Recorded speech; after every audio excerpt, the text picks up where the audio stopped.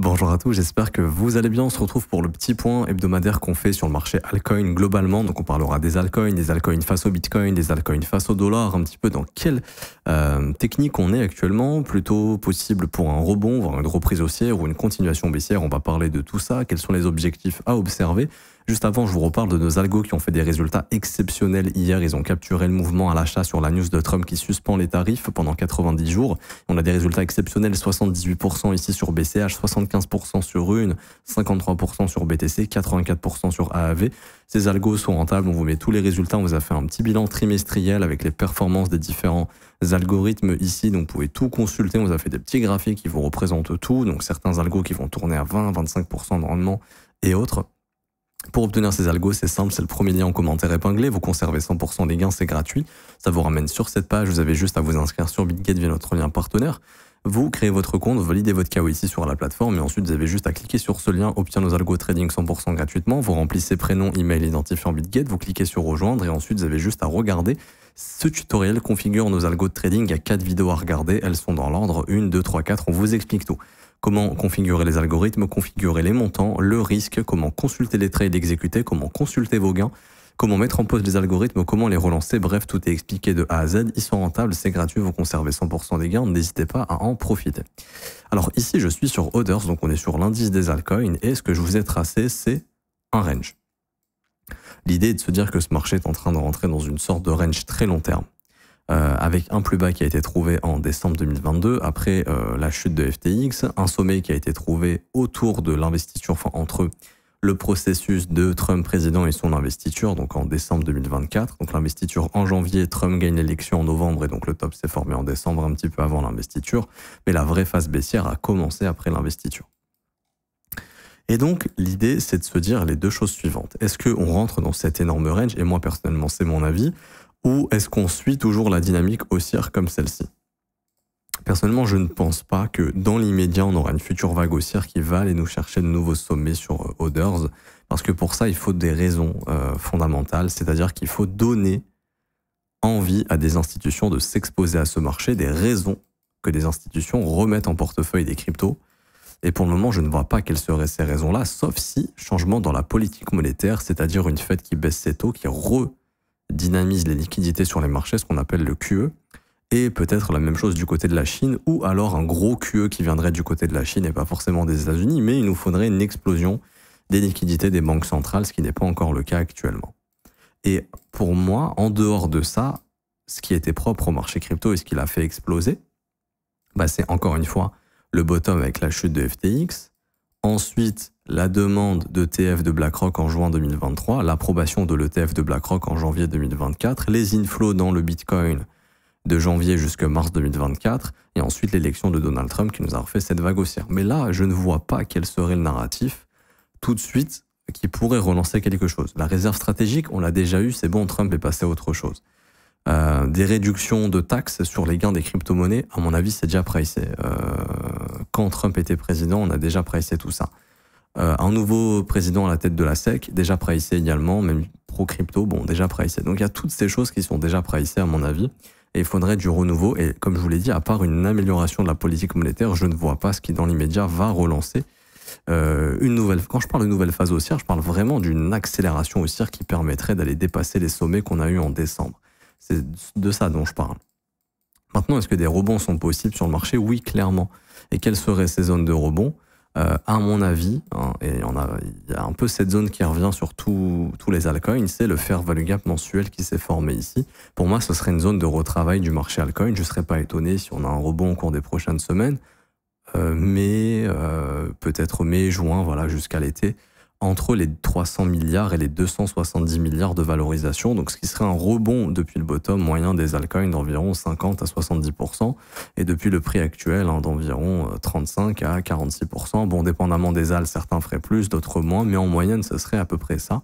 Et pourquoi pas étendre ça jusqu'au fair value gap de février, comme ça, voilà, en weekly, comme ça, je vous mets le fair value gap weekly et mensuel.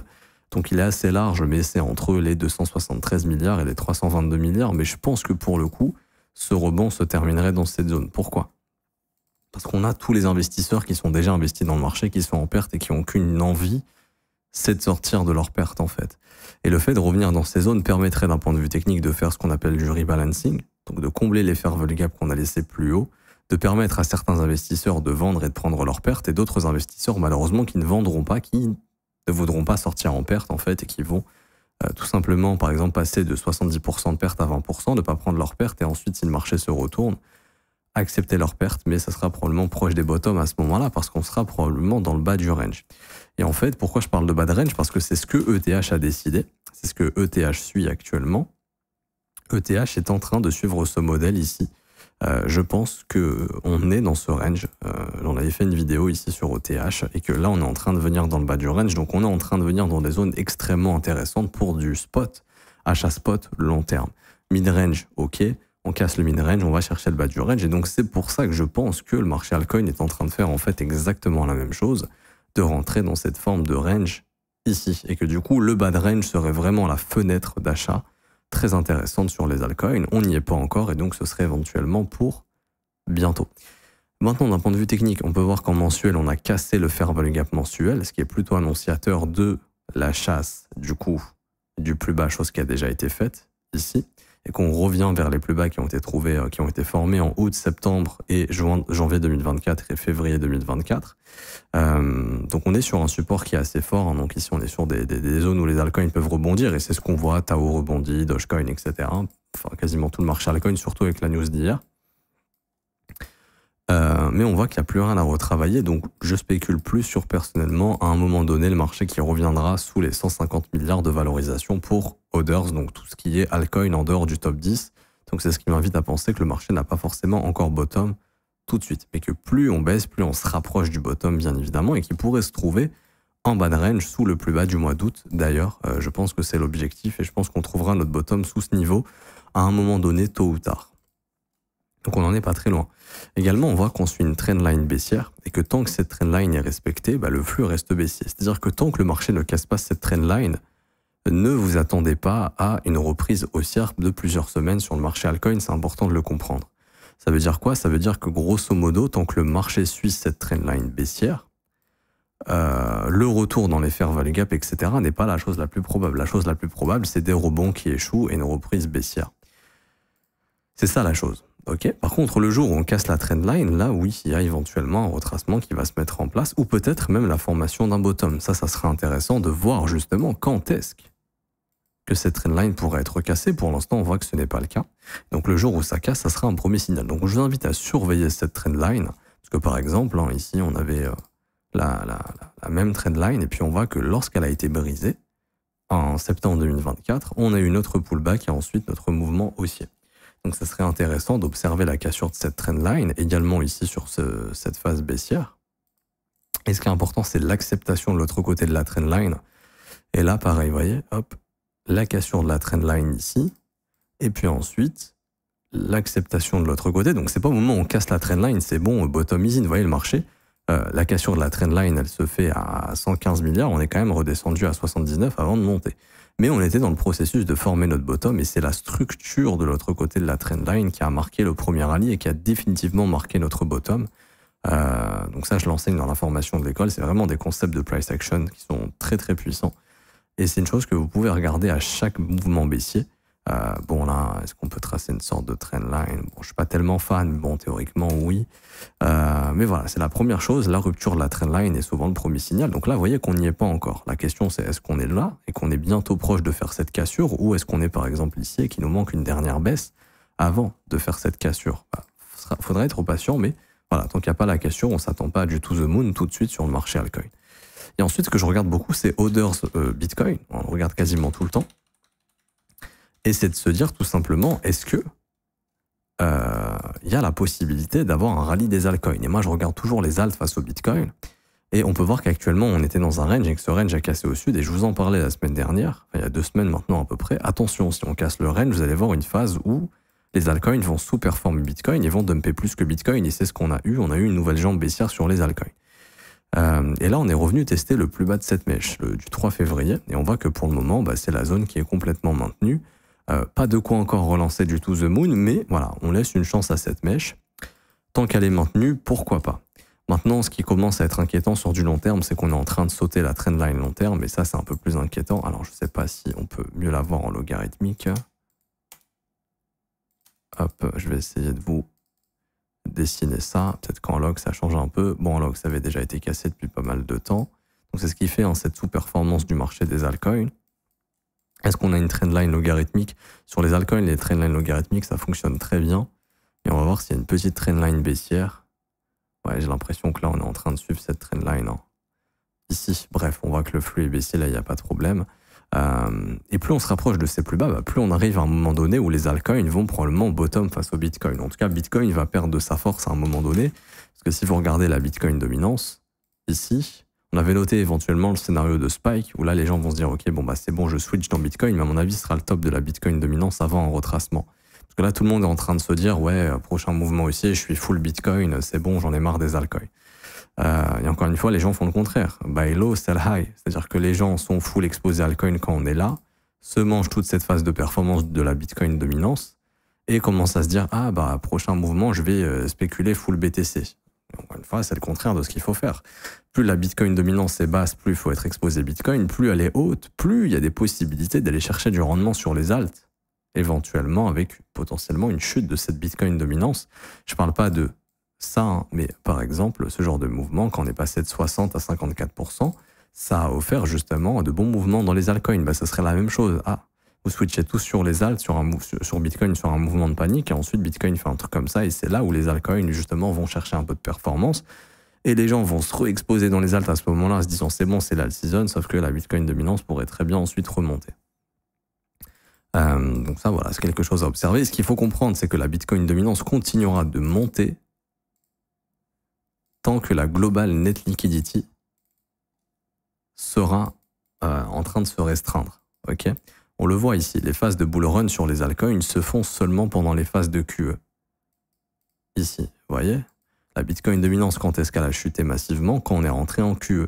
Ensuite, on était en QT, le Bitcoin s'est renforcé, on est retourné en QE, Bitcoin a pris de la valeur, donc il s'est renforcé lui aussi, mais il a perdu en dominance. Il y a eu justement un énorme rallye dans les altcoins, Ethereum, Solana, etc., précédent cycle, puisqu'on est en QE, donc la politique monétaire est accommodante pour prendre plus de risques. Et donc si on est dans une phase monétaire où on peut se permettre de prendre plus de risques, qu'est-ce qui est encore plus risqué que Bitcoin? C'est les altcoins. Par contre, tant que la politique monétaire n'est pas favorable, et là, elle n'est pas du tout favorable. C'est-à-dire que la politique monétaire, ici, elle est toujours en resserrement, donc on est en QT.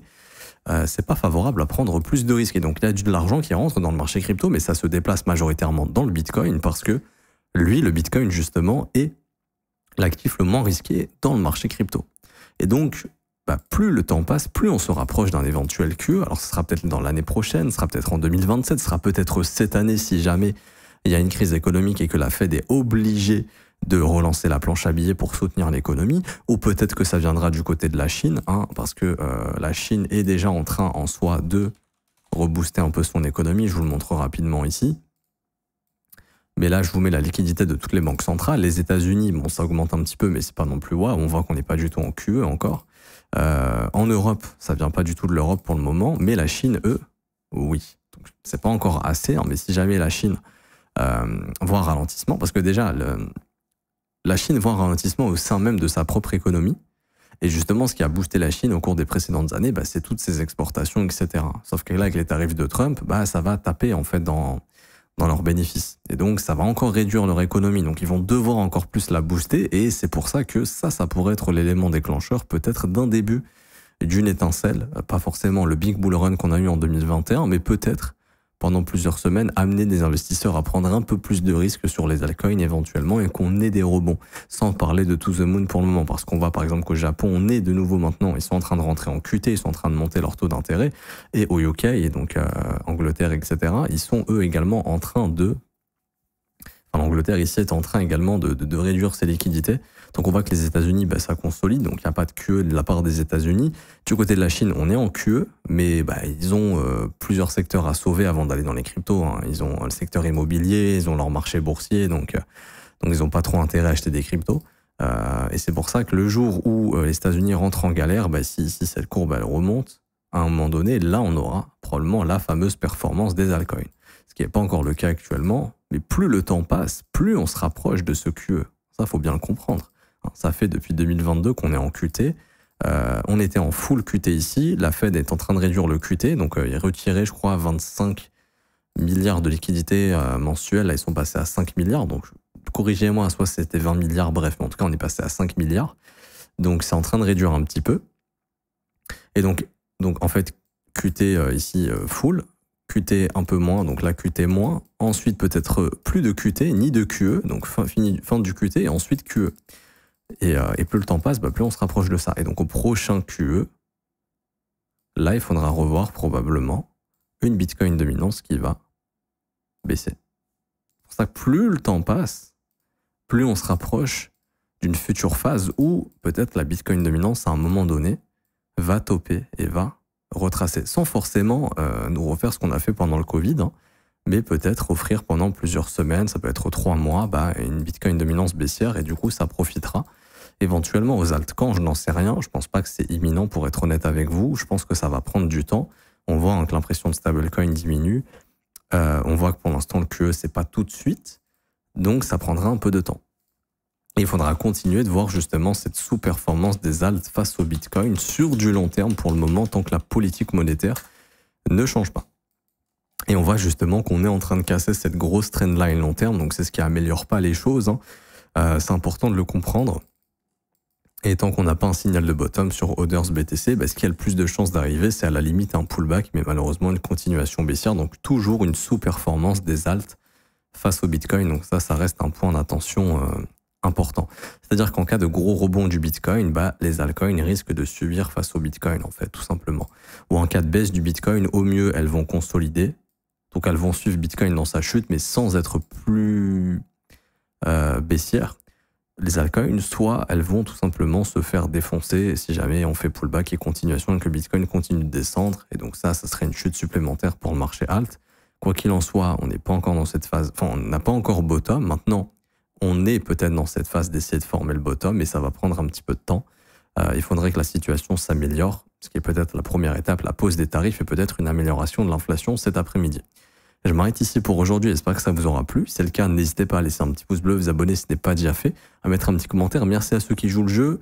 Je vous rappelle, je vous offre un mentorship d'une valeur de 2 799 €. C'est le premier lien en commentaire épinglé. Il y a 22 cours qui vous attendent, qui vont vous former de A à Z. C'est important de comprendre comment se comporte le prix pour investir au bon moment et éviter de se faire piéger à chaque fois. Je vous apprends des concepts exceptionnels dans ce mentorship. Il est gratuit, premier lien en commentaire épinglé. Il faut juste s'inscrire sur BitGet via notre lien partenaire. Vous avez juste à créer votre compte, à valider votre KYC. Ensuite, une fois que c'est fait, vous avez juste à faire un trade d'une valeur de 100 USDT sur la plateforme au minimum pour être éligible au mentorship. Ensuite, vous cliquez sur ce lien, la meilleure formation de trading crypto. Vous cliquez sur obtenir gratuitement. Vous renseignez email identifiant BitGet. Vous cliquez sur recevoir gratuitement. Et une fois que ça c'est fait, vous allez recevoir jusqu'à 24 heures après le mentorship dans votre boîte mail, le temps que notre système s'actualise. Pour ceux qui veulent rejoindre l'école et se former à mes côtés, c'est le seul abonnement payant que je propose. Il est à 49 € par mois, c'est sans engagement. Vous avez aussi les offres 3, 6 et 12 mois qui, elles, sont moins chères, mais qui sont des paiements one-shot. L'école, c'est simple. C'est déjà une formation qui vous est envoyée par mail, qui vous est offerte. 19 heures de cours vidéo, 8 modules. Je vous forme de A à Z dans cette formation. Et en plus de ça, vous avez un accompagnement journalier. Tous les jours, des analyses privées qui ne sont pas publiées sur YouTube publiquement. C'est réservé aux élèves dans le Discord. Je réponds à vos questions, j'analyse vos coins, on trouve des opportunités ensemble, je vous montre des concepts de trading, je vous montre des trades que j'ai pris, je vous explique mon exposition sur le marché.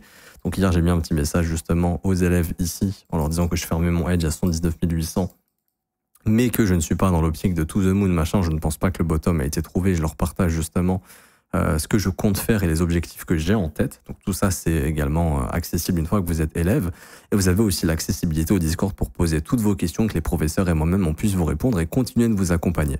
Dans tous les cas, vous serez les bienvenus. Vous avez également les témoignages des membres si vous souhaitez vous faire une petite idée avant de nous rejoindre. Vous serez les bienvenus, vous serez bien accueillis. Je m'arrête ici. Bonne journée à tous. On se retrouve très bientôt. Ciao, ciao.